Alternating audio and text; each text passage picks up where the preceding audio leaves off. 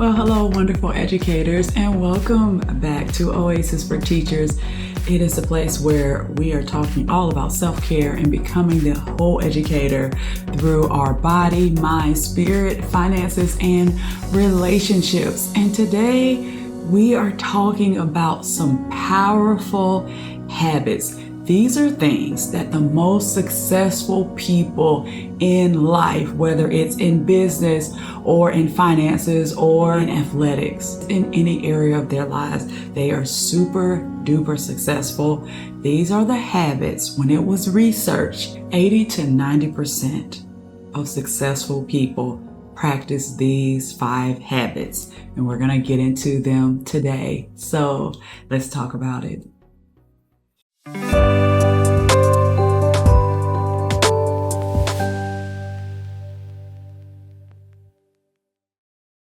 Hey, it's Jill Waters, your Oasis mentor here, and I am so glad that you're here.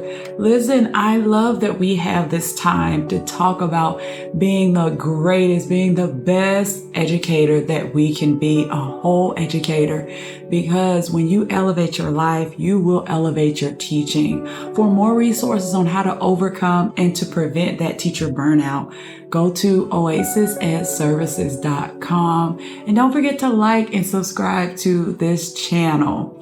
So today we're going to talk about 5 habits of the most successful people. Don't you want to know what those are? And don't you want to integrate or incorporate those things into your life? So excited to share them with you today. So let's just get right into it.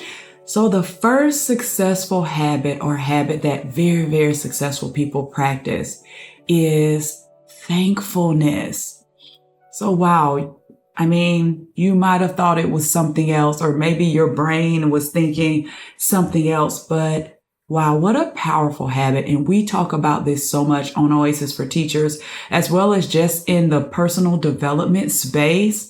It is something about being thankful. Even God tells us in so many different scriptures about the power of being thankful. And it's incredible how when you start being appreciative of someone or something or situation, how you can't complain or think negatively at the same time. So these are some things that you can do to practice gratitude or thankfulness. You can have a gratitude journal just in the morning when you wake up. Just think of 3 things that you're grateful for. Maybe at night before you go to bed. What are you grateful for? Thinking about even in those most challenging relationships, what are things that you're grateful for about that person? And to even take it a step further, showing gratitude to other people. So this could be sending text messages to people saying, hey, I'm really grateful for you. Here's why. This is why I appreciate you. Sending voice notes. When's the last time you wrote a letter? When's the last time you wrote a thank you note? But this is a successful practice, a successful habit that will get you to your highest self. All right, here is the second habit, and it is introspection. So let's talk about what that is. That means you take time, you look inside yourself, and you reflect on what things are going well, what things are not going so well. It's a time of just being reflective. Successful people, they regularly check in on themselves instead of just going on autopilot all the time.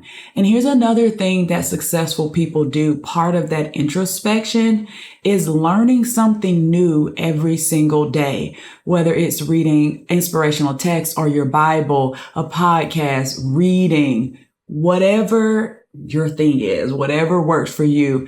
Every single day, successful people are learning. Guess what? Learners are earners, readers are leaders. Don't we say this to our students all the time? It is something so powerful about this habit of every single day being reflective and also learning. All right, here is the third habit, and it is meditation.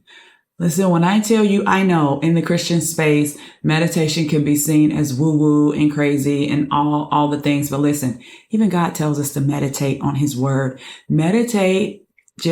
To meditate just simply means to be still, to be in a place of calm, and to think about over and over again. If you're going to be meditating on his word, it's a time where you can actually just slow down and just be still and be in a place where you want to listen to God. You want to hear from him. You want to hear his voice. I feel like prayer and meditation go hand in hand, because I feel like prayer is that time that you're talking to God, you're reaching out to God, you're pouring out your heart before God. And that time of meditation is the time to just be still and know, be still and listen. Listen for those answers. Think about a conversation. When you're having a conversation with a person, you don't want to be the only person talking all the time. And imagine being in a relationship or a conversation with someone and they're just talking all the time. All the time they're talking, never letting you get a word in. But guess what? Sometimes we're doing that with God. We are doing all the talking and we are not stopping to listen to what he has to say. So successful people take some time, even if it's just a few minutes, to meditate, to pray, to breathe, to calm their nervous system, and to clear their mind. All right, here's our next successful habit, and it is exercise. Exercise. Move your body. They move their bodies. A body in motion stays in motion. A body in rest stays at rest, right? That's a law. That's a law of physics, but it's so very crucial and important. You need to move your body in order to be successful and to be in your most optimal health. Successful people understand that health is wealth. And no matter how much you're building up your business or how much money you're making or how successful you are in your relationships or in your other areas of life, if your physical body is not taken care of, that is going to take a huge toll on your life, and it could totally change the course of your life if you are actually exercising and moving. More than just your physical health. Moving, it boosts your mood and your energy, your focus, and your resilience. So all educators, all leaders, all people need to move every single day. Find what you love to do. Find what works for you, what makes you happy, and what you enjoy. You will be more likely to continue. All right, so move your body. All right, and our last one, which I think a lot of people are surprised at this one. This is actually the foundation of health, the foundation of all the things that you need to do in a day. They are built upon this foundation. And if this foundation is shaky, if this foundation is not solid, all the rest of your habits will fall to the wayside. They will be shaky as well. You have to build the other habits on this foundation, or it won't work anyway. It will not be as effective. I'll say that. It will not be as effective as it could be without this foundation, which is sleep. Sleep is the foundation of our health. And wow, how often do we neglect sleep? We push through, we just go, and we are not intentional about our sleep. Successful people are intentional about getting rest.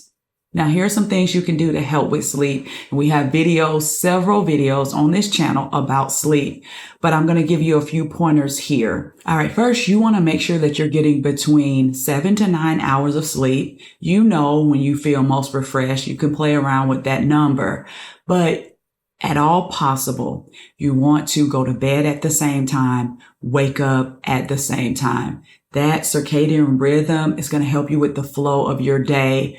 It sets that rhythm for you. Same time to bed, same time to rise. And then also you want to have a nighttime routine. Let yourself have an environment that promotes, healthy or good sleep. So this is about an hour before you go to bed. You want to make sure you start dimming lights. You can do things that will help you calm down. You don't want to watch television or shows that keep you awake or that are going to have you excited, or is stressful or intense conversations or television programs. Honestly, cut the technology within an hour. Don't be on your phone, watching television on your laptop or on a device. It is challenging for you to wind down when you do that. So successful people disconnect from technology and make sure that they have an environment for sleep. Make sure you're getting the proper rest. So how cool was this? Did you pay attention to what those letters spelled out? I'm going to tell you how interesting. Listen, educators, we love a good acronym, don't we? IEP, EIP, all the things. Anyway, we're all about acronyms. So the acronym is TIMES. T, thankfulness. I, introspection. M, meditation. E, exercise. S, sleep. It spells times. So that's going to help you to remember those 5 habits and to incorporate those in your day. Because these habits, they might look small. When you practice them daily, they will multiply your effectiveness times over. Did you see what I did there? Times and times again. And that is part of becoming the whole educator. All right, so I hope this video resonated with you today. Take time and practice these habits. The more you do them, the more you practice them, the better you'll become and more disciplined you'll become on your way to becoming that whole educator. Remember, there is so much greatness in you. Go forward and be great. And I'll see you next time in the Oasis.